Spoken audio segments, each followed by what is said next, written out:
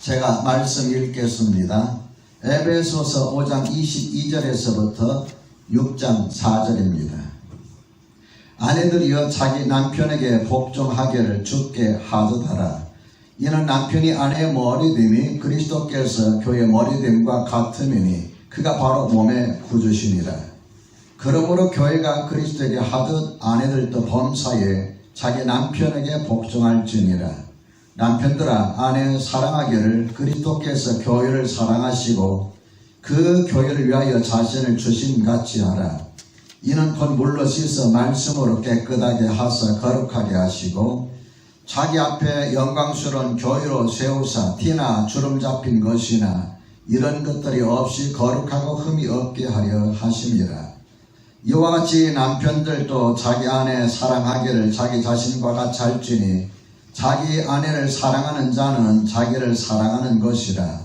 누구든지 언제나 자기 육체를 미워하지 않고 오직 양육하여 보호하기를 그리스도께서 교회에게 함과 같이 하나니 우리는 그 몸의 지체임이라. 그러므로 사람이 부모를 떠나 그의 아내와 합하여 그들이 한 육체가 될지니 이 비밀이 크도다. 나는 그리스도와 교회에 대하여 말하노라. 그러나 너희도 각각 자기 아내 사랑하기를 자신같이 하고 아내도 자기 남편을 존경하라. 자녀들아 주 안에서 너희 부모에게 순종하라. 이것이 옳으니라. 내 아버지와 어머니에게 공경하라. 이것은 약속 있는 첫 계명이니 이로써 내가 잘리고 땅에서 장수하리라. 또 아비들아 너희 자녀를 노엽게 하지 말고 오직 주의 교훈과 훈계로 양육하라. 아멘.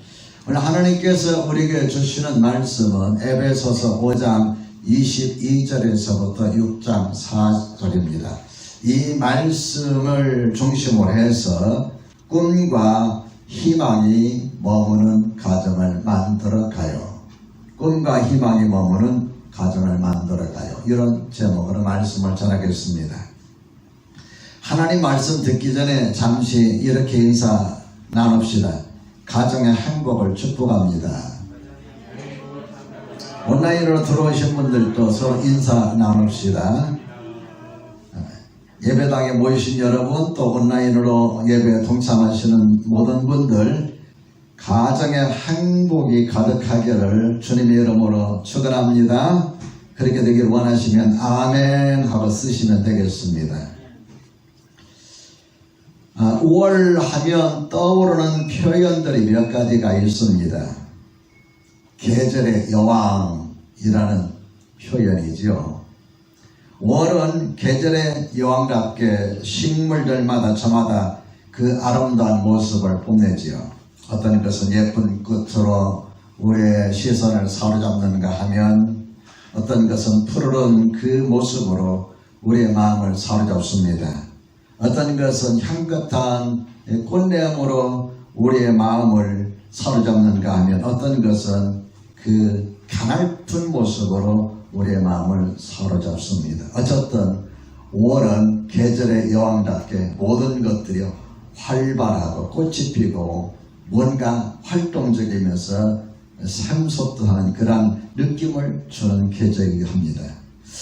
또 5월 하면 떠오르는 표현이 있습니다. 가정의 달. 5월 5일은 무슨 날이죠? 어린이날. 5월 8일 어버이날. 어린이날 잘 지내셨나요? 어버이날 잘 지내셨나요?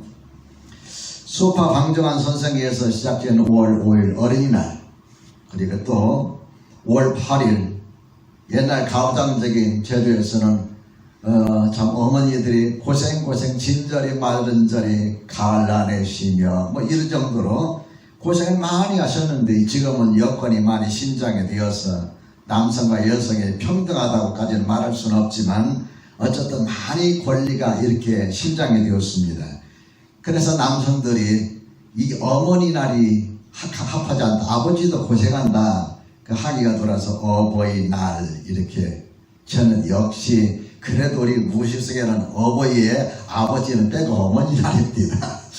어머니 되신 여러분들 또 아버지 되신 여러분들 주님의 이름으로 축복합니다. 또 5월 하면 떠오르는 표현이 있어요. 결혼 시즌. 물론 4월도 3월도 결혼 많이 하지만 그래도 제가 볼 때는 5월은 결혼 시즌인 것 같아요. 다른 어느 달보다도 가정들이 많이 태어나는 계절입니다.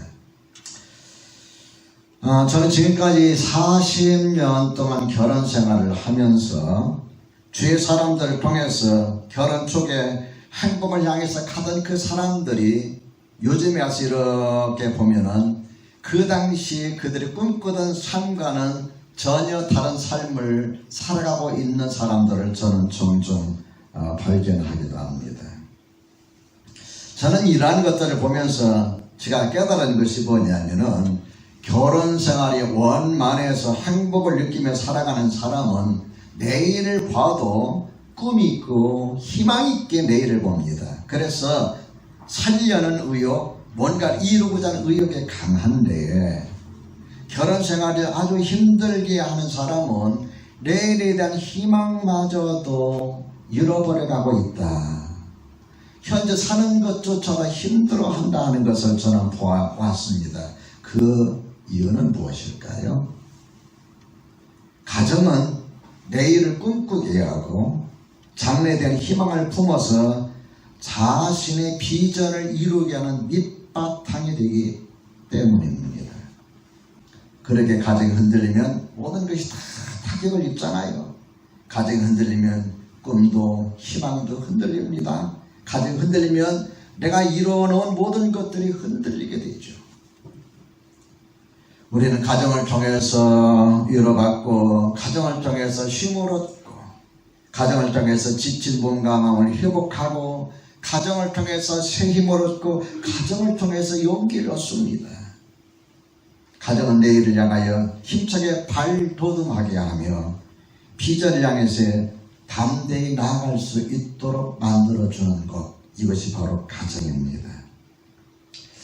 가정은 우리가 현실의 어려운 장벽에 부딪혀도 용기를 가지고 담대히 도전할 수 있도록 우리 마음을 추스려주고 그렇습니다. 가정의 날을 맞이해서 저와 여러분 모두가 다시 한번 하나님의 은혜와 축복이 여러분 가정 모두에게 넘쳐서 이와 같이 내일을 향해서 희망을 가지고 꿈을 가지고 나아가시기를 우리 주님의 이름으로 축원합니다. 그러면 꿈과 희망이 머무는 가정을 만들기 위해서는 어떻게 해야 할까요? 어떤 가정이라야 가족들 저마다 꿈과 희망을 품고서 자신의 비전을 이루어갈 수 있을까요?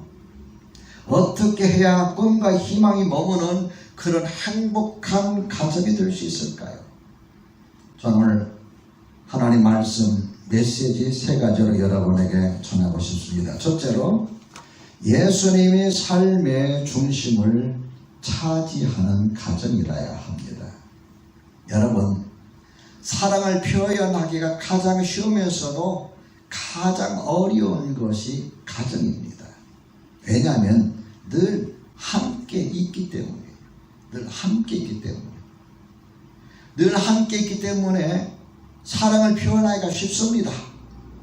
맘만 먹으면 언제든지 사랑을 표현할 수 있잖아요.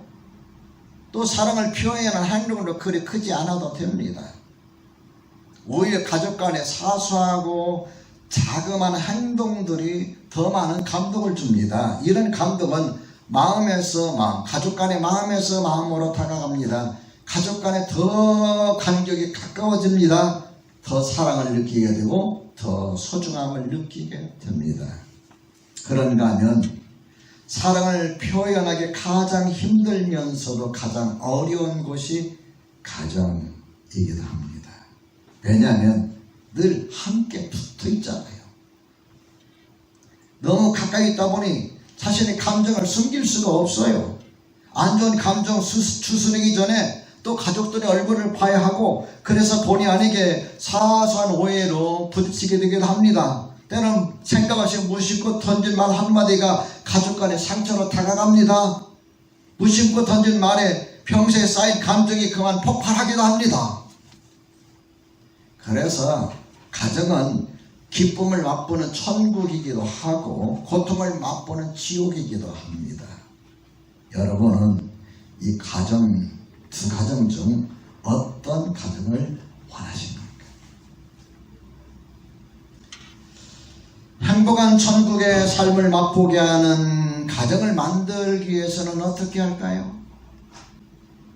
예수님이 우리 마음을 다스리시고 예수님이 우리 가정의 중심을 차지하는 가정이라야 합니다.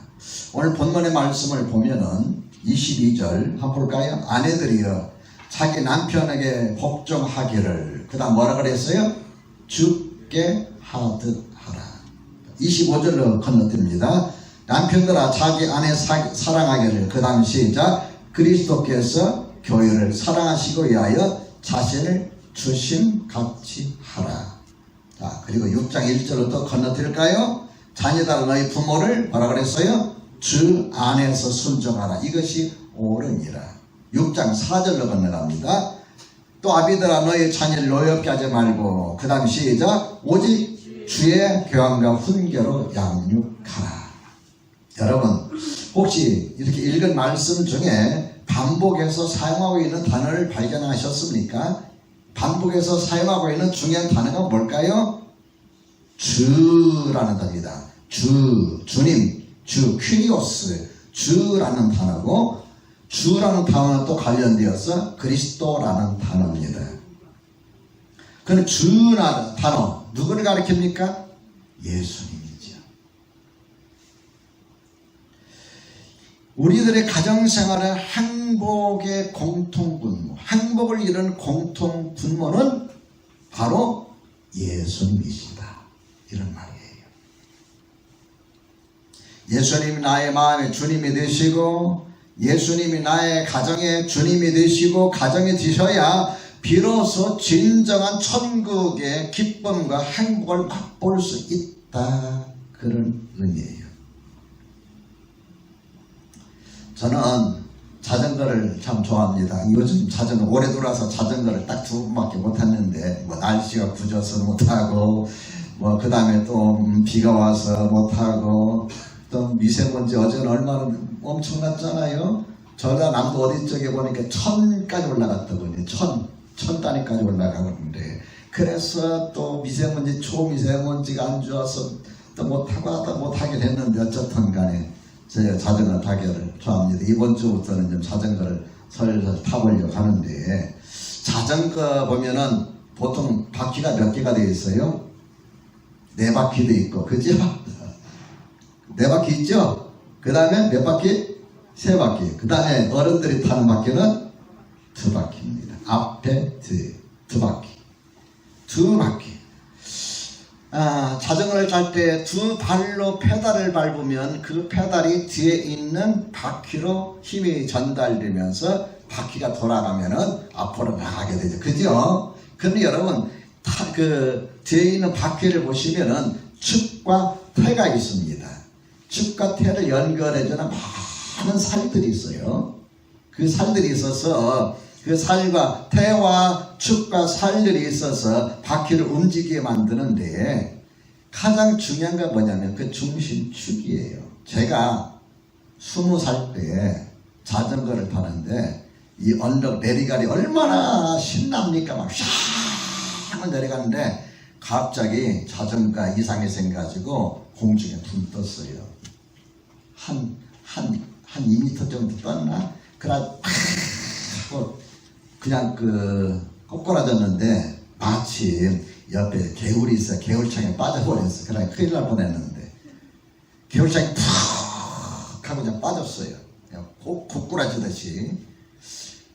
뭐 이렇게 보니까 다친 데가 아무 데도 없어, 다행히. 그래서 보니까 이게 무슨 문제인가 보니까, 태와 축을 연결해주는 살 2개가 부러져가지고 그냥 가만비어 버린 거예요. 바퀴가 잠겼어요. 바퀴 잠겨 어떻게 될까요? 내려가는 가속에 잠기니 그냥 왕창 나가 떨어져 버린 거예요. 다행히 다치진 않았습니다만은, 여러분 우리가 살아가는 삶에 가정이라고 생각합시다. 가족, 아들, 남편과 아내가 있고 자녀들이 있고, 그래서 그 2바퀴 확 돌아가는데 바퀴 문제가 생기면은 어떻게 될까요? 할 수가 없어요. 마찬가지입니다.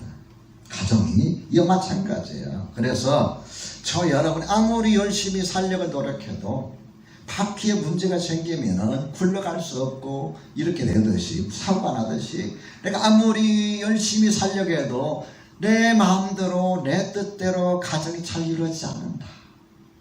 우리가 이걸 고백을 해야 됩니다. 예수님이 우리의 삶의 중심축이 되셔서 바퀴를 돌아가게 하시고 안전하게 하실 때에 우리 가정은 힘차게 즐겁게 행복하게 굴러가게 되어 있습니다. 내가 하려고 하니까 힘들고 지친 거예요. 행복이 머무는 가정들의 식구들의 모습을 보면은 그 표정들이 밝습니다. 왜 그럴까요? 마음에 기쁨이 있기 때문에 행동도 활달해요. 하는 것도 적극적이에요. 가정이 평안하기 때문에 가족들의 마음에 여유가 있어요. 그래서 자신감이 넘쳐납니다.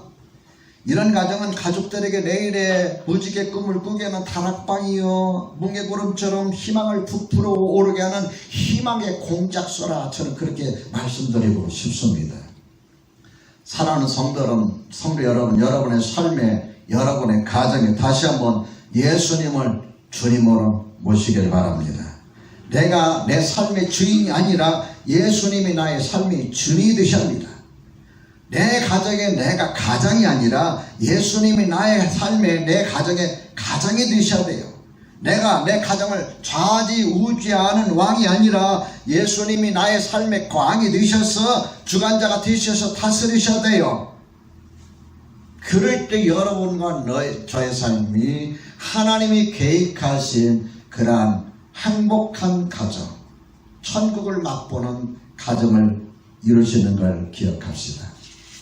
둘째로 예수님의 사랑이 가득 넘치는 가정이라야 합니다. 사랑이 가장 필요한 것은 어디일까요? 가정입니다.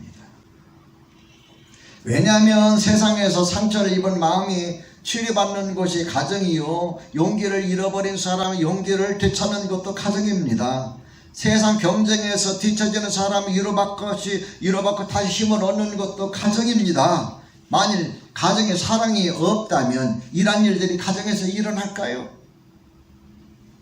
오히려 더 많은 갈등 속에서 서로 상처를 입고 살아가게 돼 있어요. 어느 분은 이런 이야기를 했습니다. 반드시 돌담만이 감옥을 만들며 철장만이 감옥을 만드는 것이 아니다. 또한 대리석의 방바닥과 금을 박은 벽이 가정을 만드는 것도 아니다. 방바닥에 대리석으로 깔고 맥반석으로 깔고 벽을 금으로 칠한다 할지라도 그게 가정이 아니다 그 말이에요. 어디든지 사랑이 깃들고 우정이 손님이 되는 집은 행복한 가정이다 이렇게 말했습니다. 사랑이 머무는 이런 가정들, 행복한 가정들을 보니까 아마 두세 가지 이렇게 특징이 있어요. 먼저 이해와 용서가 있습니다. 서로 비난하고 잘못을 따지고 정리하려면 그 가정은 남는 것이라고는 상처밖에 없어요. 이해와 용서가 있는 가정일 때 그 가정은 상대방의 마음의 상처를 치료해주고 회복시켜주는 힘이 있습니다.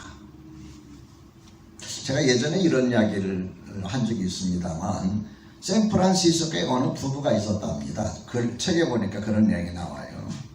아내는 의사인데 늘 분주한 생활로 가정을 돌보지 못하고 밖으로 이렇게 돌아다닌 거예요.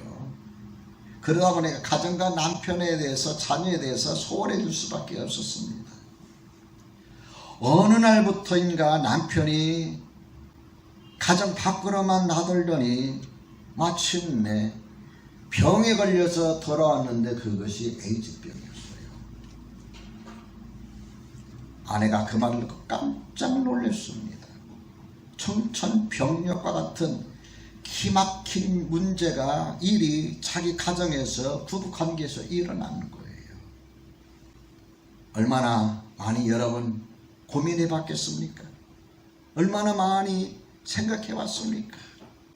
어느 날 아내가 남편을 불러놓고 이렇게 말했답니다. 여보, 내가 의사랍시고 바쁘다는 핑계로 아내 구실을 제대로 하지 못해서 당신이 밖으로 돌아다니다가 이렇게 됐으니 책임이 나기도 있습니다.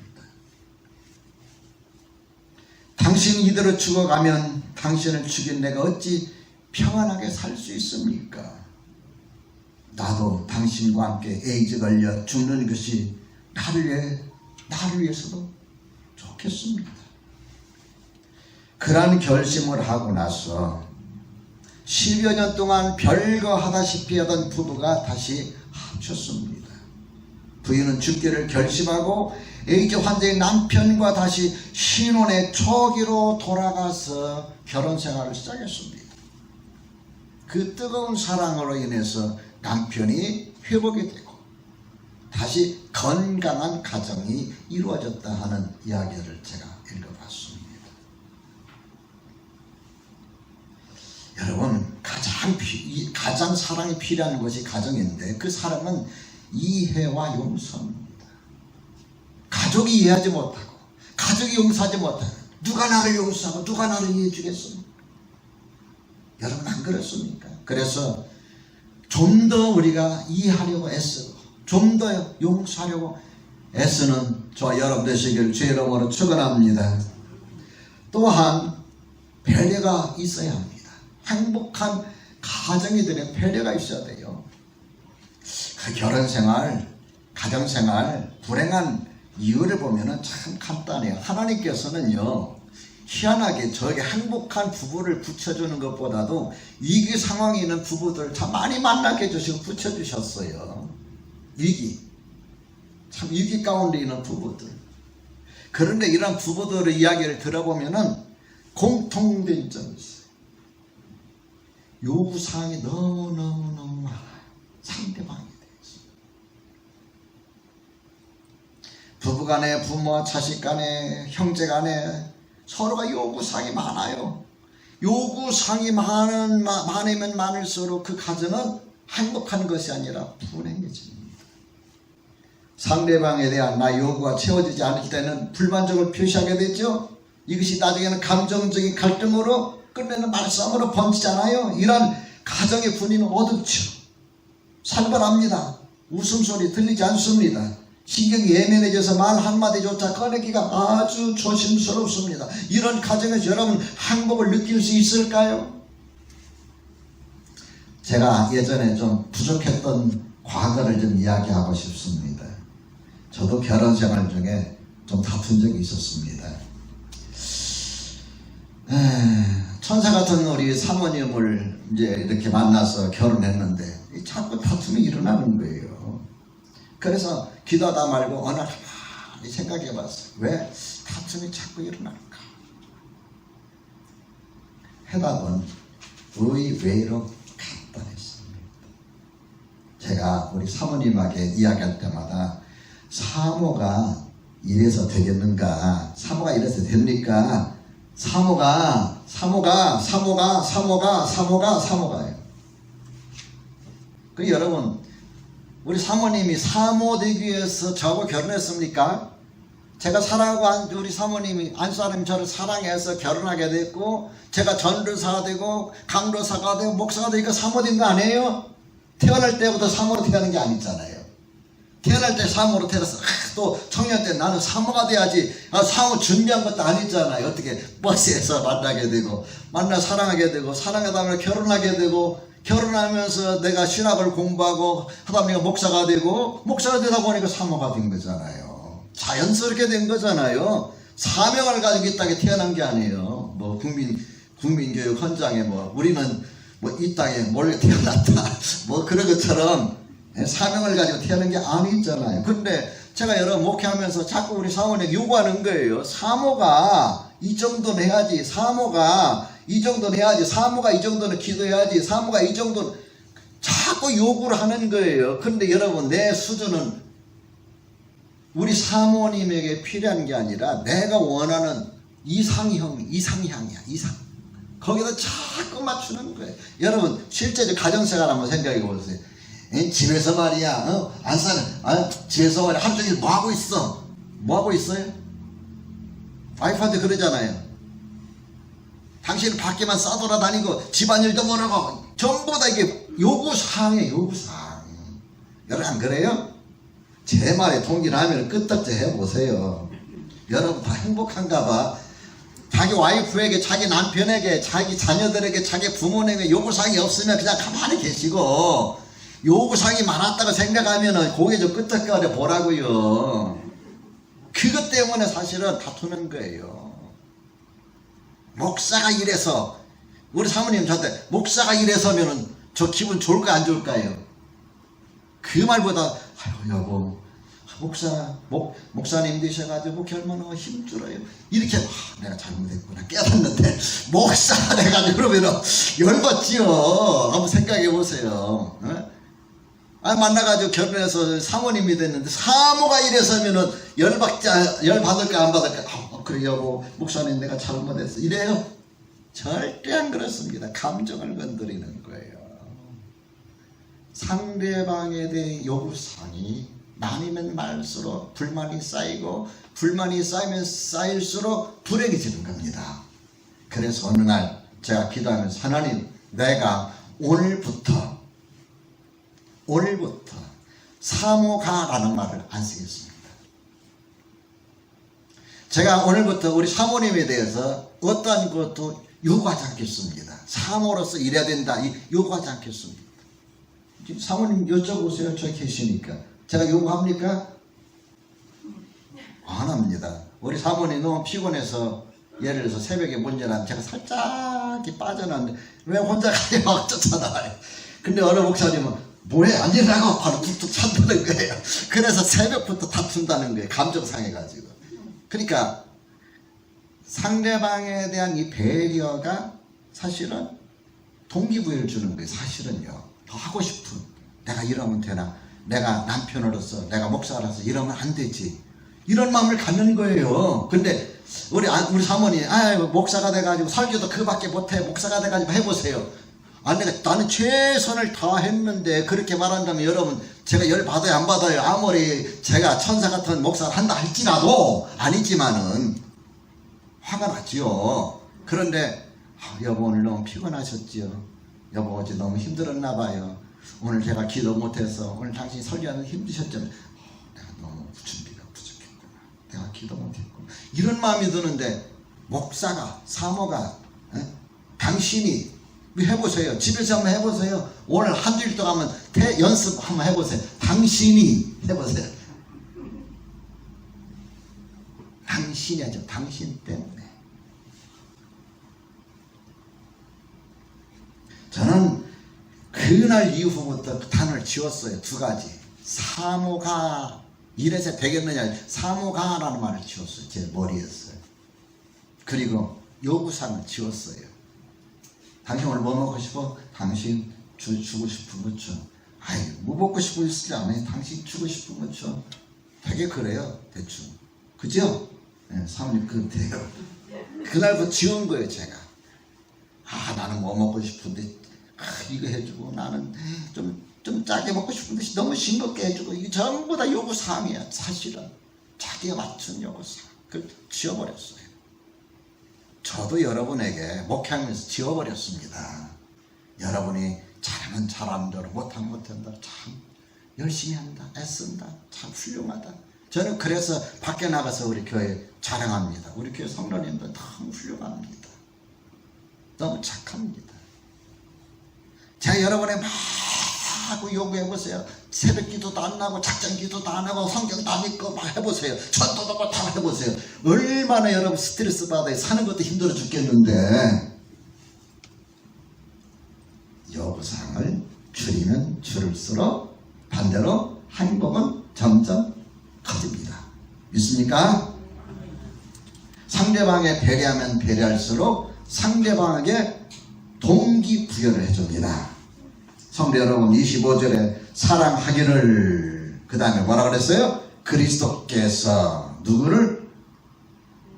교회를 사랑하시고 위하여 자신을 주심같이 하라 그랬어요. 주님의 사랑이 내 안에 가정에 머물러 있어야 행복해집니다. 행복은 다른 데 있는 것이 아니라 바로 내 안에 있음을 기억합시다. 상대방이 요구하기보다 주님의 사랑으로 다가가서 상대방의 필요를 조금씩 채워지게 되면 그 가정의 행복도 채워지게 되는 걸 기억합시다. 셋째로, 가족을 마치 예수님 대하듯 소중히 여기는 가정이라야 합니다. 자, 21절 말씀 함께 읽어볼까요? 시작. 아내들이여 자기 남편에게 복종하기를 뭐라 그랬어요? 22절 복종하기를 죽게 하듯. 여러분, 가정이 행복해지려면 가족 간에 상대방을 소중하게 여기는 마음이 중요합니다. 상대방을 최고로 인정하는 마음. 부부간에 서로를 존중해주고 부모는 자식들을 인정해주고 자녀들은 부모의 권위를 세워주는 것, 이것이 가정을 행복하게 만드는 거예요. 부부간에 서로 이런 생각 가져야 됩니다. 당신은 내 생애 최고의 사람입니다. 자, 우리 따라서 합시다. 당신은 내 생애 최고의 사람입니다. 그렇게 여러분 마음 가지시기 바랍니다. 당신은 세상에서 가장 멋진 남자입니다. 당신은 세상에서 가장 아름다운 여자입니다. 이렇게 자기 남편, 자기 아내를 보는 시선을 가져야지. 더 멋진 남자, 더 아름다운 여자에게 시선 가져면 안 돼요. 다른 남자가 더 남자다워 보이고 다른 여자가 더 아름다워 보이게 되면은 자꾸 문제가 생기는 거예요. 당신은 내 생애 최고의 남자입니다. 최고의 여자입니다. 나는 최고의 사람을 만났습니다. 이런 고백이 되시기 바랍니다. 어느 나라에 전쟁이 있었습니다. 전쟁 중에 그 어느 성을 점령한 적의 장군이 성내에 있는 사람들에게 다음같이 발표를 했습니다. 이 성내에 있는 부녀자와 어린이는 가장 귀중한 보물을 하나씩만 가지고 오늘 자정 안으로 이 성을 떠나라. 그래야만 목숨은 살려주겠다. 그 방이 나붙자마자 부녀자와 어린아이들은 자신이 가장 아끼는 보물 하나씩 챙겨들고 남편과 아내, 아빠를 뒤로 하면서 울면서 성막을 떠나게 됩니다.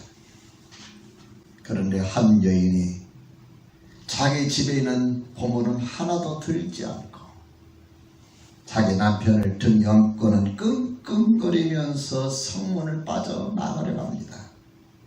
그 모습을 봤던 장군이 그 여인에게 말합니다. 너는 담도 크구나. 너마저 죽고 싶냐?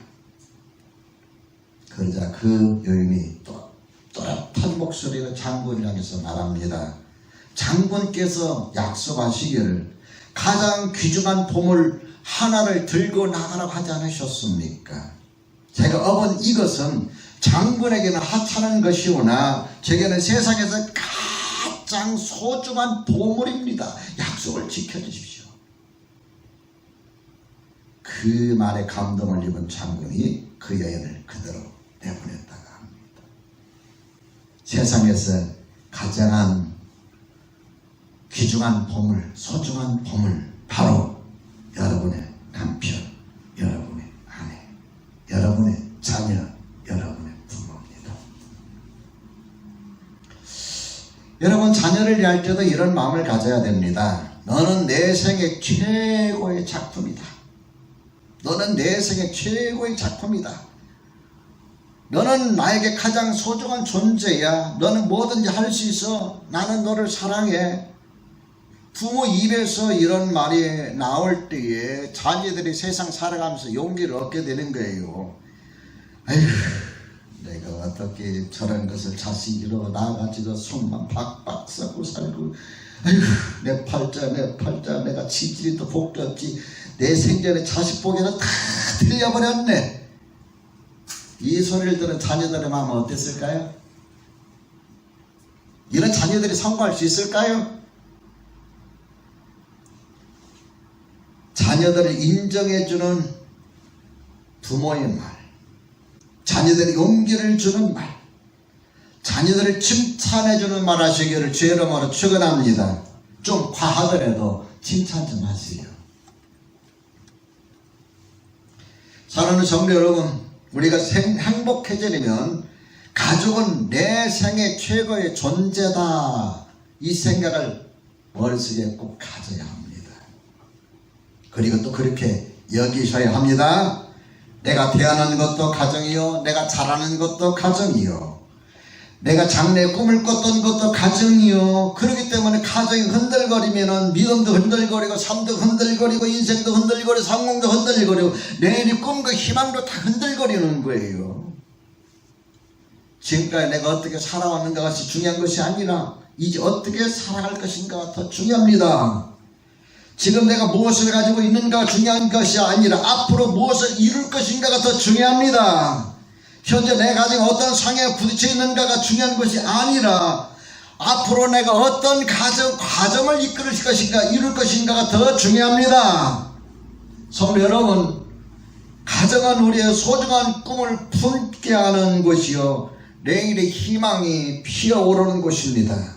저 여러분, 이러한 행복한 가정을 이루어가시기를 주님의 이름으로 축원합니다.